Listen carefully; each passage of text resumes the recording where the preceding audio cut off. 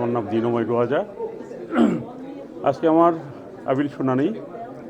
আমার দুটো বিষয় ছিল, সেটা হলো যে ক্রেডিট কার্ড খেলাপি, ঋণ খেলাপি অল্প টাকা। সেটা প্রথমে ছিল 60,126 টাকা। আর হলো যে আমি ওই নমিনেশন দাখিল করার সময় আমার শিক্ষাগত যোগ্যতা সার্টিফিকেট আমি তখন জমা দিতে পারিনি। পরবর্তী শুনানি দিয়ে আমি দিয়েছিলাম, কিন্তু তা ওনারা গ্রহণ করে নাই, রিটার্নিং অফিসার গ্রহণ করে নাই। যাই হোক, ওই দুইটা আমার নিয়ে আমি আপিল এখানে আপিল করেছি।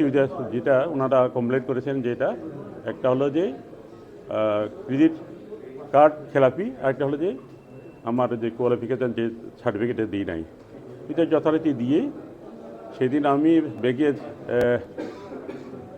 সিটি ব্যাংক পিএলসি এখানে গিয়ে আমি সব জমা টাকা দিয়েছিলাম। মোট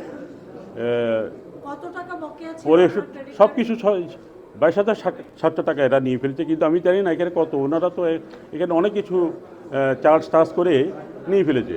নিয়ে যাক। আমি সব কিছু পরিশোধ করেছি এবং পরিশোধ করার পরেই সে টাকা জমা দেওয়ার রসিদ এবং তাদের একটা এনওসি দিয়েছিলাম। এনওসি লেখা আছে যে উনি সব দায় দেয় না, উনি পরিশোধ করেছেন।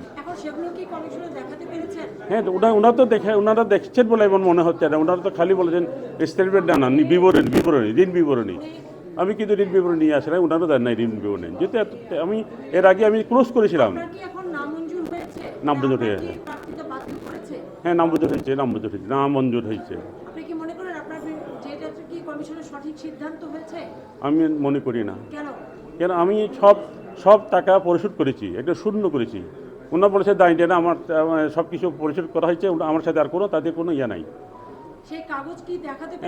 হ্যাঁ, অরিজিনাল কাগজ দিয়েছিলাম। আমি জানি না ওনারা দেখেছে কিনা। আমরা তো আবার উকিল বলেছেন যে আমরা কাগজপত্র দিয়েছি, জমা দিয়েছি, দেখেন এটা নম্বরে। আমার মনে হয় নিরপেক্ষতা। আমি জানি না কেন এটা দিয়ে চলতো। কারণ আমি ব্যাংকের সার্টিফিকেট যে টাকা জমা দিয়েছি এটাও দিয়েছি, রসিদ কপি, এবং তাদের থেকে যে একটা এনওসি, যেটা নো অবজেকশন সার্টিফিকেট। হলফনামাটি